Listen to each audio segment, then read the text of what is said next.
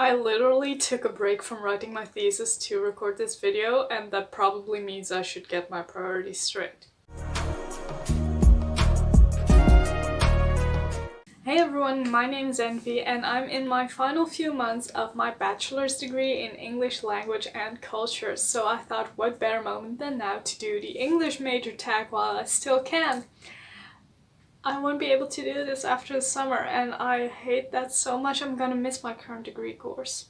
Anyway, I stole this tag from Alicia from Six of Books, who got it from the channel Snow White Reader, so I will link those channels down below.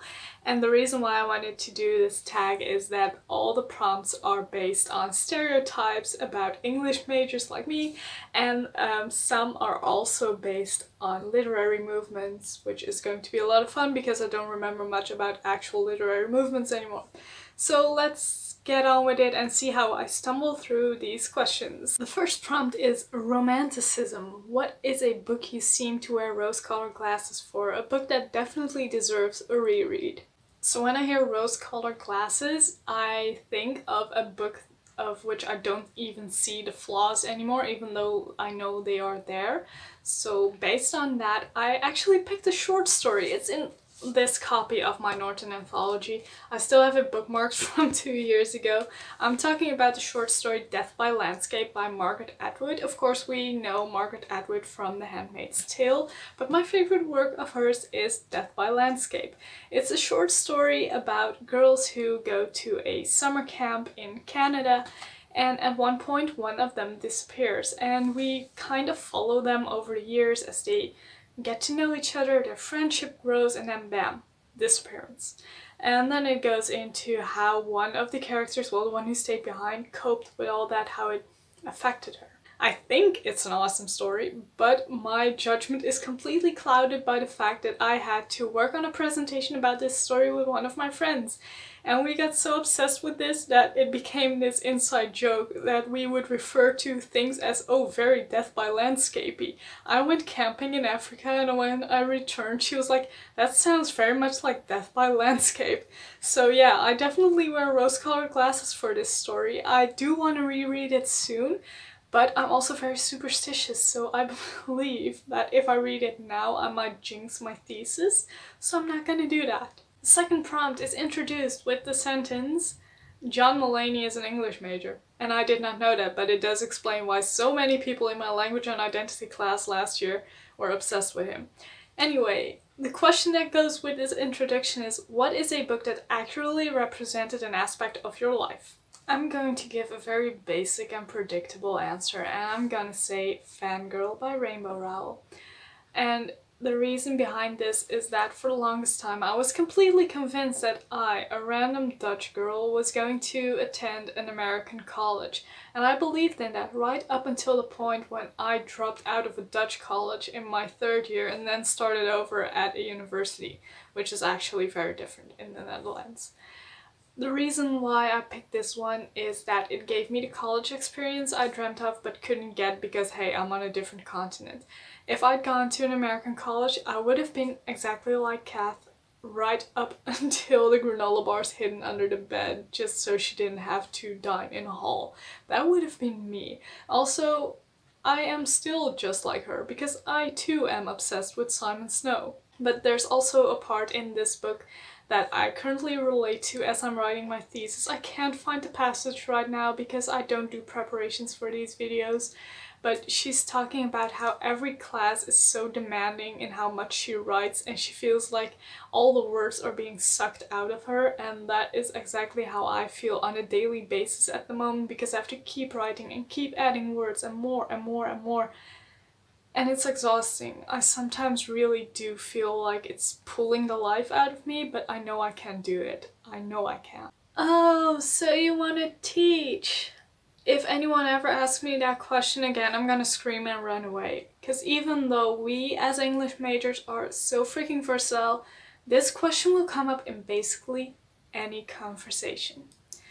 The question that goes with this little introduction is, name a book that went more in-depth than you expected, or a book that surprised you with how many topics it covered.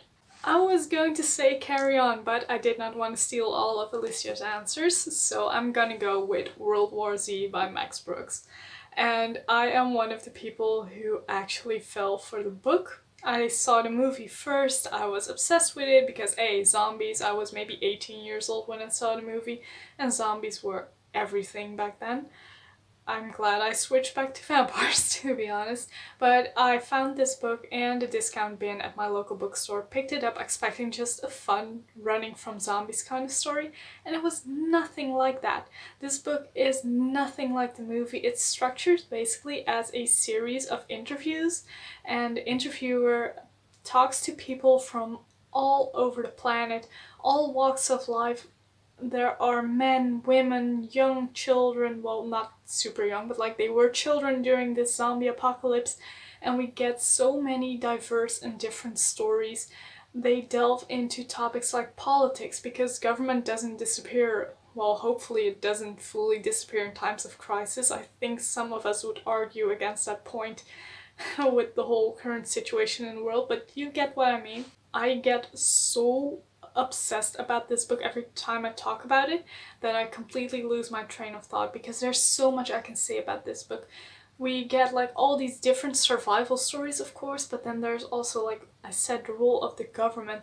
There's the psychological strain of being in such a situation for so long.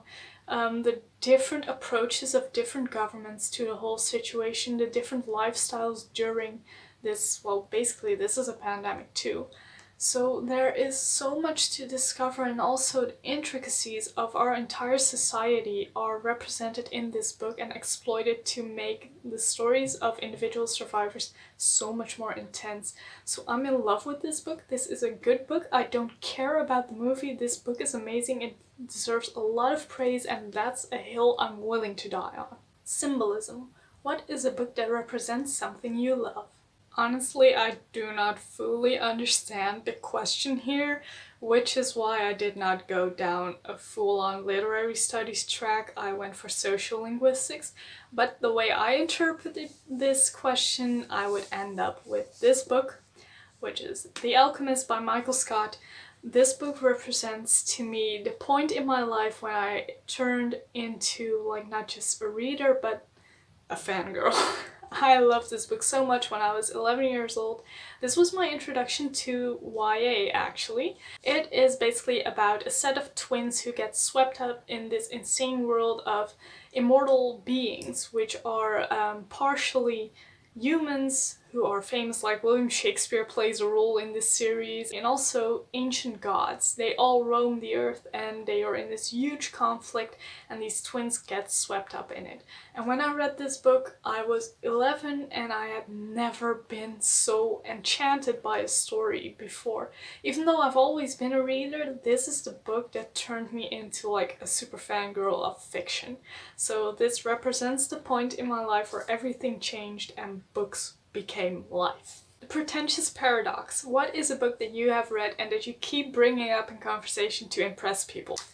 I actually do not like Pride and Prejudice at all, but it somehow always finds a way to get back into my life.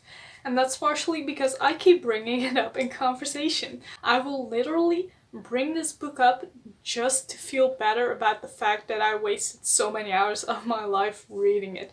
This was literally me while reading this book. That's just... I'm very sorry to everyone who loves classics, but this was not for me. And I am very glad I do not have to read classics anymore. Iambic Pentameter. What was a book that took you a while to get into, but once you understood the concept, you absolutely loved it? The Fire Next Time by James Baldwin. The first time I read this book, I did not care. I was going through a rough time with my family, and all I wanted to do was finish this book ASAP, which is not difficult because it's a very short book. This book is basically 2 letters written by James Baldwin, and as the back of the book says, they gave a voice to the emerging civil rights movement. Honestly, when I started reading, I was like, okay, cool, I've learned some things about this in high school, it's probably just more of the same. And it really wasn't. It made me realize that even though I feel a certain bond with the United States because I spent my childhood summers there, I really do not know all that much about the intricacies of the discussions surrounding race in the United States. So while I was reading, I was not really taking anything in that Baldwin told me.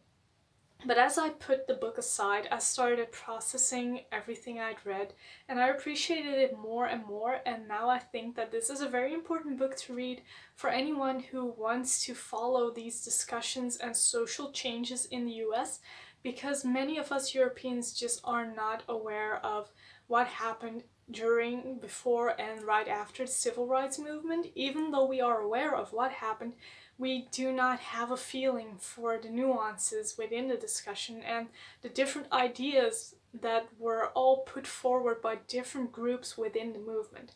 So this was actually sort of historical introduction to the civil rights movement for me, and I keep coming back to this book every now and then and thinking about a certain concept I read about 2 years ago now in The Fire Next Time, and that is very applicable to the situation now. So many of us Europeans are now very much aware of the Black Lives Matter movement, and we like to follow that discussion and we like to educate ourselves. But what we fail to do is look at the decades that came before, let's say 2015, and learn more about those. And I think it's essential to read books like The Fire Next Time to be able to understand all the movements and all the incidents that happened before Black Lives Matter rose, so we can better engage with what the Black Lives Matter movement is currently trying to do and what they are telling us. So yeah, I did not like this book at first, but now I think it's one of the most important books I have in my collection, and I really appreciate having had to read this for class. Next question is prefaced by the introduction of the art of BS. BS is the concept of arguing for the possibility of something to be true.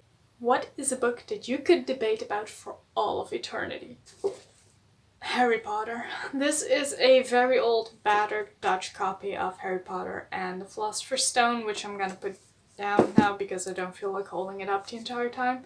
I think Harry Potter offers us a lot of opportunity to discuss topics like radical feminism, feminism in general, the whole debate around the author being a TERF.